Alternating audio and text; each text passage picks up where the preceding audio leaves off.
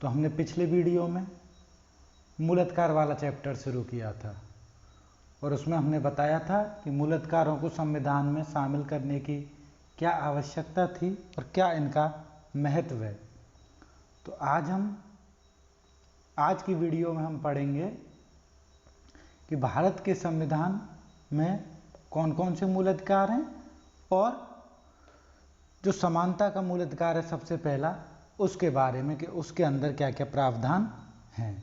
तो चलिए फिर बिना किसी देरी के शुरू करते हैं। हाँ, तो भारत के संविधान में जो मूलाधिकार हैं वो कितने 12 अनुच्छेद 12 से अनुच्छेद 35 तक हैं। आई बात समझ में? भाग 3 में है, भाग 3 के अंदर हैं ये, ठीक है। और भारत के संविधान में कुल जो अनुच्छेद हैं मूलाधिकारों से संबंधित वो हैं 23, जबकि अमेरिका का पूरा संविधान है उसमें कुल कितने अनुच्छेद हैं? 7 पूरे संविधान में। तो हमारे सिर्फ मूलाधिकारों में ही 23 हैं। इससे पता चलता है कि हमारे मूलाधिकारों का बहुत ज़्यादा वर्णन किया है, ठीक है। हाँ, और मूलाधिकार हैं इसको यूएसए से लिए हैं। ये हमने कहाँ से लिए हैं मूलाधिकार? यूएसए के संविधान से लिए हैं। आई मेरी बात समझ में? तो इनके बारे में एक सुप्रीम कोर्ट के जज थे के सुब्बाराव, उन्होंने कहा है मौलिक अधिकार परंपरागत प्राकृतिक अधिकारों का दूसरा नाम है। ये वे नैतिक अधिकार हैं जिन्हें हर काल में हर जगह हर मनुष्य को प्राप्त होना चाहिए, क्योंकि इन प्राणियों के विपरीत यह चेतन या नैतिक प्राणी है। किनके? अन्य प्राणियों के। यह व्यक्तित्व के विकास के लिए मौलिक अधिकार आवश्यक हैं। वे ऐसे अधिकार हैं जो मनुष्य को स्वेच्छानुसार जीवन व्यतीत करने को अवसर देते हैं। यानी कि कुल मिला के मैं एक शब्द में बात बोलूं तो ये आवश्यक है मनुष्य के सर्वांगीण विकास के लिए, मनुष्य को एक गरिमा में जीवन जीने के लिए। इस तरीके जब मूल संविधान लागू हुआ तो उसमें 7 अनुच्छेद थे। कितने अनुच्छेद? 7 अनुच्छेद। वर्तमान में कितने हैं? वर्तमान में रह गए हैं तुम्हारे कितने अनुच्छेद? वर्तमान में रह गए हैं साहब तुम्हारे 6 अनुच्छेद। तो देखते हैं कौन कौन से थे 7। तो पहला था समानता का, अभी भी है ये समानता का, अनुच्छेद 14 से और 18 तक था ये। अगला आता है स्वतंत्रता से संबंधित, स्वतंत्रता का अधिकार, ये अभी भी है, ठीक है। यह आता है 19 से 22 तक। तीसरा मूल अधिकार था शोषण के विरुद्ध अधिकार, शोषण के विरुद्ध, इसमें आता है 23 और 24, ये अभी भी है। चौथा था धार्मिक स्वतंत्रता का अधिकार,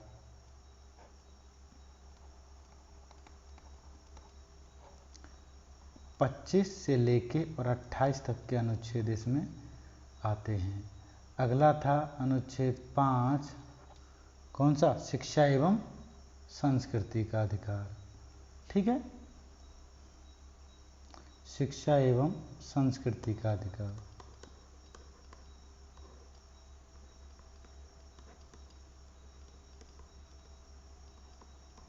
ये है अनुच्छेद 29 और 30 में, ये अभी भी है।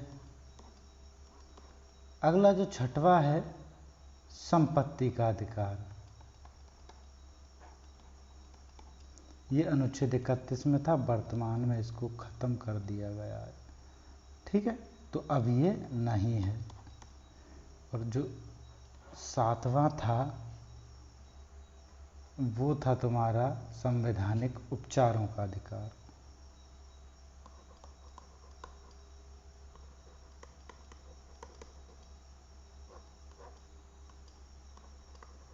संवैधानिक उपचारों का अधिकार। आई बात समझ में? तो जैसा कि हमने देखा कि मूल संविधान में 7 अनुच्छेद थे, 44वां संविधान संशोधन किया गया था 1976 में। कब किया गया? 1976 में। तो ये वाला जो मूल अधिकार था इसको हटा दिया गया है 44वें संविधान संशोधन विधेयक से 1976 में हटा दिया गया है। तो अब मूल अधिकार कितने रह गए? 6। तो अब हम पढ़ना शुरू करते हैं। सबसे पहला मूल अधिकार कौन सा है? समानता का मूल अधिकार। आई बात समझ में? तो चलिए फिर शुरू करते हैं समानता के मूल अधिकार को। समानता का मूल अधिकार क्यों शामिल किया गया? कि राज्य में सभी व्यक्तियों के अंदर समानता स्थापित हो, कोई भेदभाव ना हो किसी भी तरीके से, ठीक है, सभी को समान तरह से व्यवहार किया जाए, कोई राज्य में किसी के साथ भेदभाव नहीं हो। तो इसमें शामिल किए गए 14 से 18 तक है ये। तो इसमें कुल कितने अनुच्छेद हुए एक बार देखते हैं। 14, 15, 16, 17 और 18। 16 के अंदर आता है विधि के समक्ष समता और विधि का समान संरक्षण। विधि का समान संरक्षण। अब देखो ये क्या है, ठीक है, एक एक करके ही बता देते हैं। 14वां है विधि के समक्ष समता और विधि का समान संरक्षण। आपकी बुक में दिया हुआ है कानून के समक्ष समानता। इसकी बजाय आप ये पढ़ें तो ज़्यादा सही। और ज़्यादातर जो स्टैंडर्ड बुक हैं उनमें ये ही लाइन दी हुई है।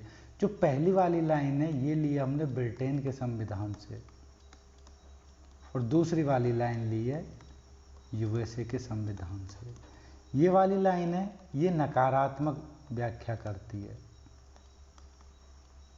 और ये वाली लाइन सकारात्मक व्याख्या करती है। जैसे विधि के समक्ष समता का मतलब है कानून की नज़रों में सब समान हैं, कानून किसी भी पुरुष के साथ किसी भी आधार पर भेदभाव नहीं करेगा। और विधि के समान संरक्षण का मतलब है कि कानून का सबको समान संरक्षण मिलेगा बिना किसी भेदभाव के। आई बात समझ में?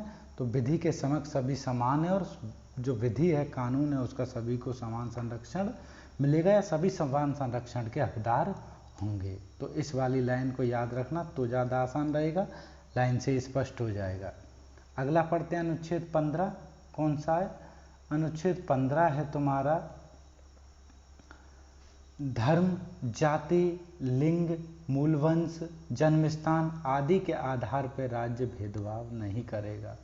यह है तुम्हारा अनुच्छेद 15। ठीक है, आई बात समझ में?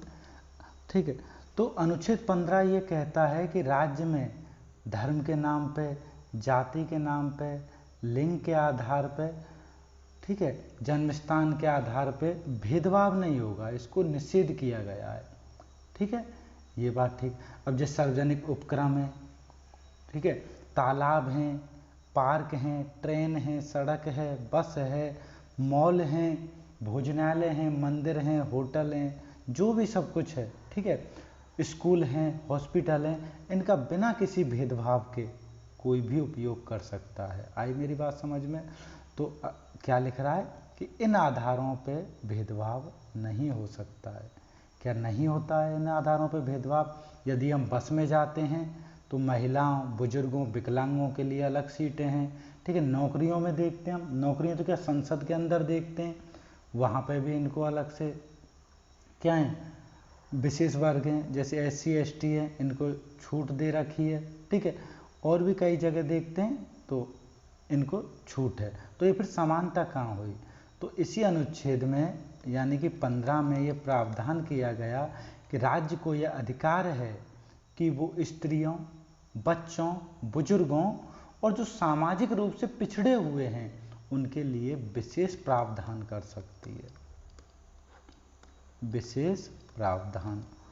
और यदि वो विशेष प्रावधान करेगी तो उसे अनुच्छेद 15 का उल्लंघन नहीं समझा जाएगा। आई बात समझ में? ठीक है, तो जैसे सरकार यदि इन वर्गों के लिए, एक तो जो सामाजिक रूप से पिछड़े हैं, शैक्षणिक रूप से पिछड़े हैं, एक बुजुर्ग, महिला और बच्चों के लिए कोई प्रावधान करती है तो उसे अनुच्छेद 15 का उल्लंघन नहीं समझा जाएगा।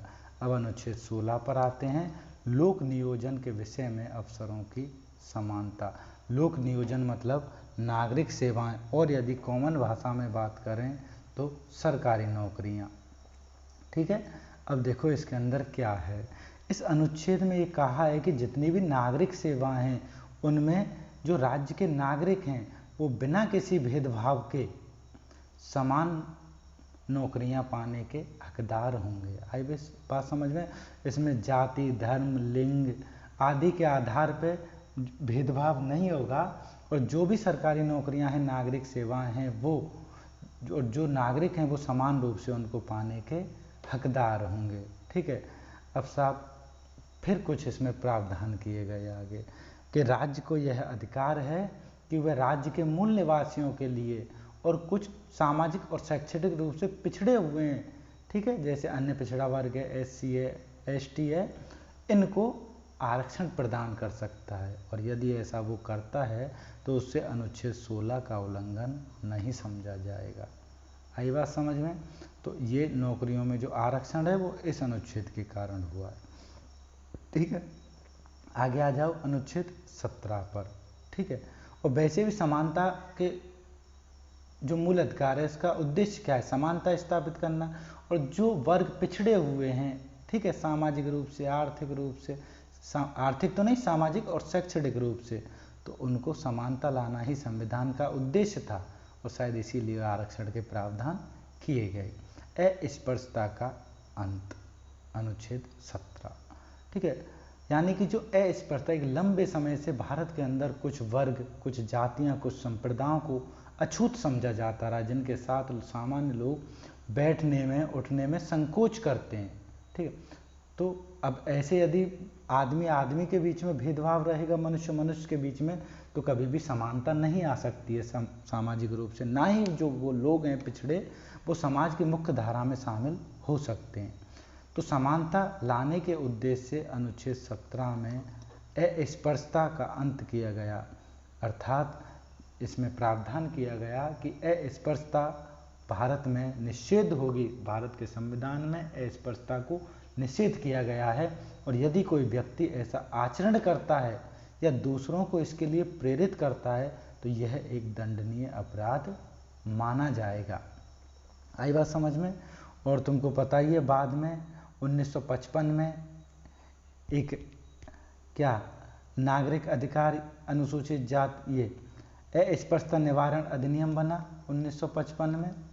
ठीक है, इसके बाद 1989 में ST SC जो निरोधक अधिनियम है वो बना, SC ST एक्ट बोलते हैं इसको हिंदी में, इंग्लिश में 1989 ये बना। आई मेरी बात समझ में? तो इन सब का उद्देश्य, इन सब को क्यों बनाया गया? सीधी सी बात है, अस्पृश्यता और उनके साथ सामाजिक भेदभाव नहीं हो, इसलिए ये एक्ट बनाए गए। ठीक है, अस्पृश्यता समाप्त हो, इस उद्देश्य को ध्यान में रखते हुए आगे पढ़ते हैं अनुच्छेद 18 पे उपाधियों का अंत।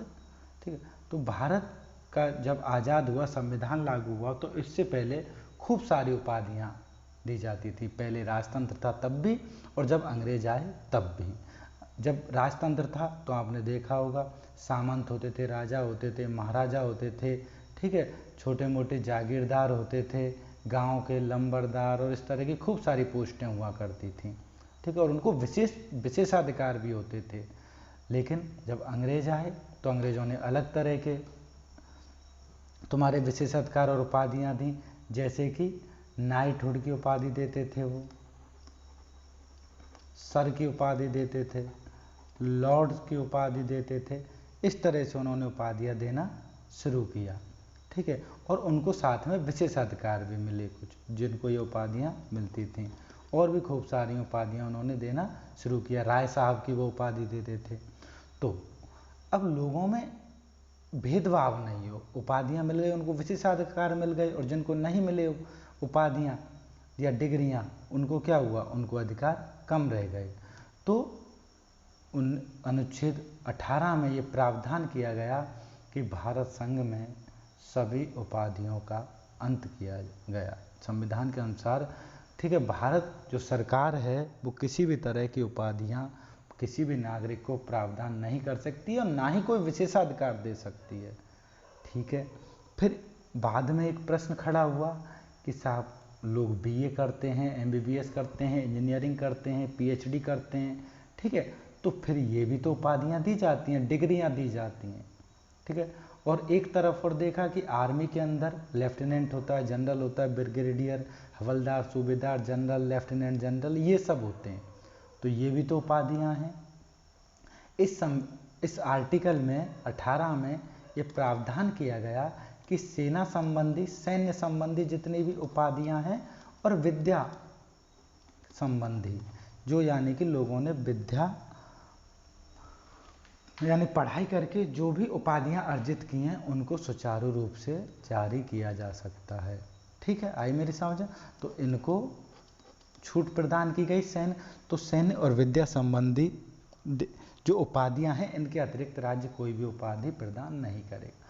फिर संविधान लागू होने के बाद भारत रत्न और पद्म पुरस्कार शुरू किए गए, तो ये मामला सर्वोच्च न्यायालय में पहुंचा, क्योंकि संविधान की व्याख्या का अधिकार किसे, सर्वोच्च न्यायालय को, और संविधान में संशोधन का अधिकार संसद को। याद रखना, ये संशोधन का अधिकार है संसद को और संविधान की व्याख्या का अधिकार है सर्वोच्च न्यायालय को। तो सर्वोच्च न्यायालय में ये प्रश्न पहुंचा कि सर भारत रत्न और पद्म विभूषण ये उपाधियां क्यों प्रदान की जा रही हैं।